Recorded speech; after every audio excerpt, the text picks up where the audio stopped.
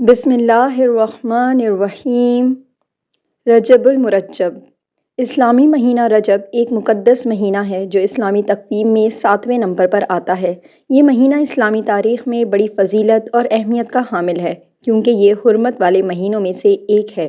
قرآن و حدیث کی روشنی میں اس مہینے کی فضیلت، اہمیت، فوائد، نوافل، وظائف اور اس میں ہونے والے اہم واقعات کی تفصیلات اور رجب کے مہینے میں کنڈے بنانے اور انہیں امام جعفر صادق رحمہ اللہ سے منسوب کرنے کے بارے میں تفصیلات آگے ویڈیو میں بتائی گئی ہیں۔ قرآن کی روشنی میں رجب کی فضیلت۔ اللہ تعالیٰ نے قرآن مجید میں ارشاد فرمایا، سورہ توبہ کی آیت نمبر 36 کا ترجمہ، بے شک اللہ کے نزدیک مہینوں کی گنتی 12 ہے اللہ کی کتاب میں۔ جس دن اس نے آسمانوں اور زمین کو پیدا کیا ان میں سے 4 مہینے حرمت والے ہیں، یہی سیدھا دین ہے۔ بس ان مہینوں میں اپنی جانوں پر ظلم نہ کرو اور مشرکوں سے سب مل جل کر جنگ کرو جیسے وہ سب مل کر تم سے جنگ کرتے ہیں، اور جان لو کہ اللہ متقیوں کے ساتھ ہے۔ یہ آیت حرمت والے 4 مہینوں کی اہمیت کو واضح کرتی ہے۔ حرمت والے مہینے سے مراد، حرمت والے مہینے وہ 4 مہینے ہیں جنہیں اللہ تعالیٰ نے خاص احترام اور تقدس عطا کیا ہے۔ ان مہینوں میں جنگ، قتل و غارت اور ظلم و زیادتی کو سختی سے منع کیا گیا ہے، اور ان مہینوں میں نیک اعمال کی جزا زیادہ اور گناہوں کی سزا سخت کر دی جاتی ہے۔ وہ 4 مہینے یہ ہیں: ذی القعدہ، ذی الحج، محرم اور رجب۔ حدیث کی روشنی میں رجب کی فضیلت۔ اللہ کا مہینہ، رسول اللہ صلی اللہ علیہ وسلم نے فرمایا، رجب اللہ کا مہینہ ہے، شعبان میرا مہینہ ہے اور رمضان میری امت کا مہینہ ہے۔ یہ حدیث رجب کی عظمت کو ظاہر کرتی ہے کیونکہ اسے اللہ کا مہینہ قرار دیا گیا ہے۔ نمبر 2، روزے کی فضیلت۔ حضرت انس بن مالک رضی اللہ تعالیٰ عنہ سے روایت ہے کہ رسول اللہ صلی اللہ علیہ وآلہ وسلم نے فرمایا، جو شخص رجب کے ایک دن کا روزہ رکھے گا اسے 1 سال کے روزوں کا ثواب ملے گا۔ رجب کے مہینے میں 3 دن کے روزے رکھنے کو خاص طور پر پسندیدہ قرار دیا گیا ہے۔ نمبر 3، معراج کی رات۔ رجب کی 27ویں شب کو نبی کریم صلی اللہ علیہ وآلہ وسلم کو معراج کا شرف حاصل ہوا۔ یہ رات دعا، استغفار اور نوافل کے لیے انتہائی اہم ہے۔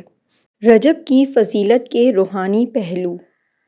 رجب میں عبادات، ذکر و اذکار اور نیک اعمال کے ذریعے اللہ تعالیٰ کے قریب ہونے کا بہترین موقع ہے۔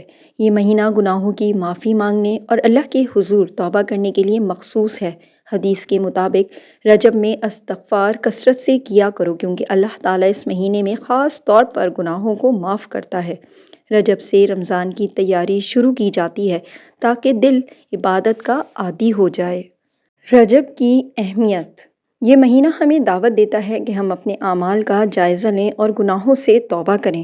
یہ مہینہ نیک اعمال کی عادت ڈالنے کے لیے بہترین وقت ہے تاکہ شعبان اور رمضان میں مزید بہتر عبادات کی جا سکیں۔ رجب کے فوائد۔ یہ مہینہ رمضان کی تیاری کا مہینہ ہے۔ اس مہینے میں عبادات کو بڑھانے کی تاکید کی گئی ہے۔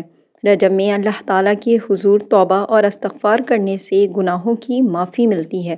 اس مہینے میں ذکر و اذکار اور نوافل ادا کرنے سے روحانی ترقی ہوتی ہے۔ وظائف۔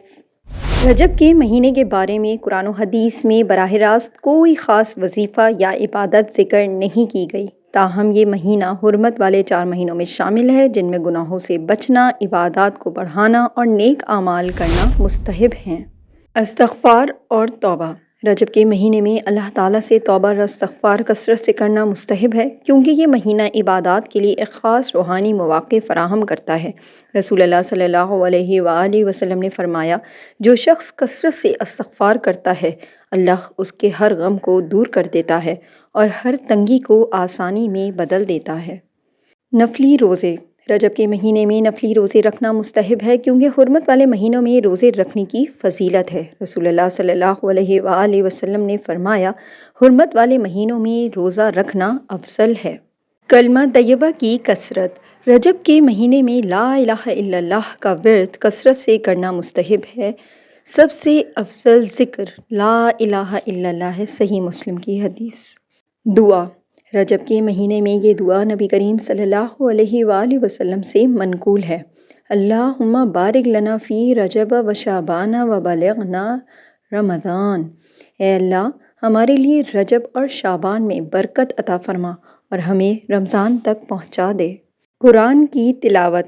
رجب کے مہینے میں قرآن کی زیادہ سے زیادہ تلاوت کرنا اور سمجھ کر عمل کرنا چاہیے۔ جو شخص قرآن پڑھتا ہے اور اس پر عمل کرتا ہے، اس کے والدین کو قیامت کے دن ایسا تاج پہنایا جائے گا جس کی روشنی سورج کی روشنی سے زیادہ ہوگی۔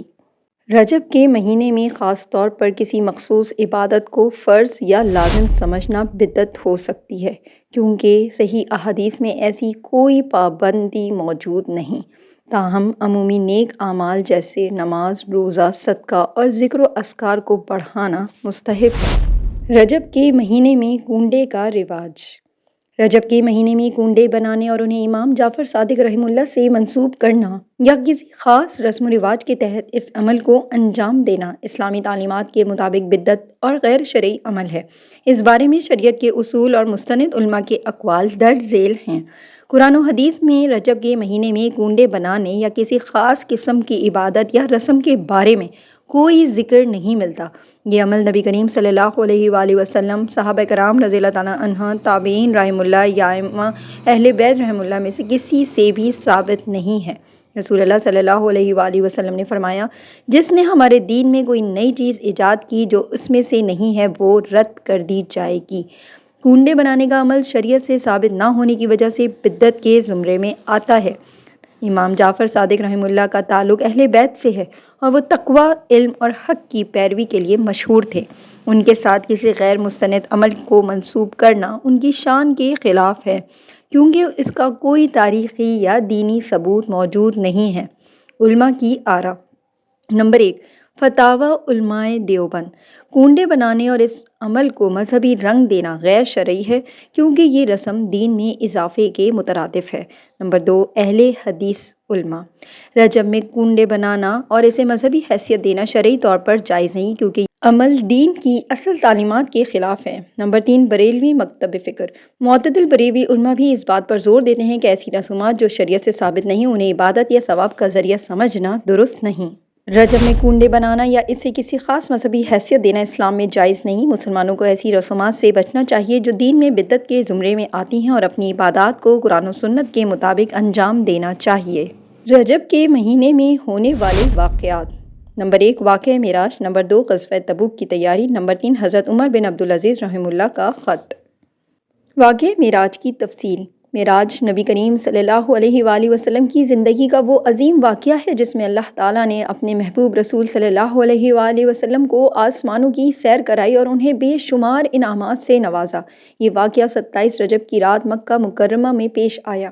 اللہ تعالیٰ نے جبرائیل علیہ السلام کے ذریعے نبی کریم صلی اللہ علیہ وآلہ وسلم کو مسجد حرام مکہ مکرمہ سے مسجد اقصی بیت المقدس تک براق کے ذریعے پہنچایا۔ اس سفر کو قرآن مجید میں ذکر کیا گیا ہے۔ سورہ بنی اسرائیل کی پہلی آیت۔ ترجمہ: پاک ہے وہ ذات جو اپنے بندے کو راتوں رات لے گئی مسجد حرام سے مسجد اقصی تک، جس کے ارد گرد ہم نے برکتیں رکھی ہیں تاکہ ہم اسے اپنی نشانیاں دکھائیں۔ بے شک وہی سننے والا دیکھنے والا ہے۔ نبی کریم صلی اللہ علیہ وآلہ وسلم نے پہلے آسمان سے 7ویں آسمان تک کا سفر کیا، جہاں مختلف انبیاء کرام سے ملاقات ہوئی۔ 7ویں آسمان پر آپ صلی اللہ علیہ وآلہ وسلم کو حضرت ابراہیم علیہ السلام سے ملاقات کا شرف حاصل ہوا۔ آپ صلی اللہ علیہ وآلہ وسلم کو سدرۃ المنتہا تک لے جایا گیا، جہاں آپ صلی اللہ علیہ وآلہ وسلم نے اللہ تعالیٰ کے ساتھ قرب کا شرف حاصل کیا۔ اسی مقام پر اللہ تعالیٰ نے 5 نمازوں کا تحفہ عطا فرمایا۔ معراج کے اہم پیغامات۔ نماز امت مسلمہ کے لیے فرض کی گئی۔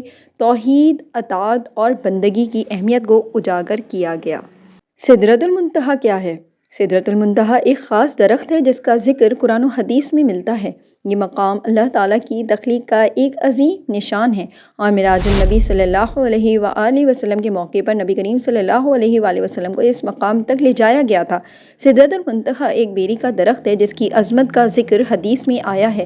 نبی کریم صلی اللہ علیہ وسلم نے فرمایا، سدرۃ المنتہا کا منظر ناقابل بیاں ہے۔ اس کے پتے ہاتھی کے کانوں کی طرح اور اس کے پھل مٹی کے بڑے مٹکوں کی مانند تھے۔ یہ وہ مقام ہے جہاں زمین سے آنے والی تمام دعائیں اور اعمال پہنچتے ہیں اور اللہ کے احکام زمین پر آتے ہیں۔ جبریل علیہ السلام نے کہا کہ یہ مقام اللہ کے قرب کا آخری مقام ہے جہاں کوئی فرشتہ یا نبی بھی نہیں جا سکتا۔ غزوہ تبوک کے واقعے کی تفصیل۔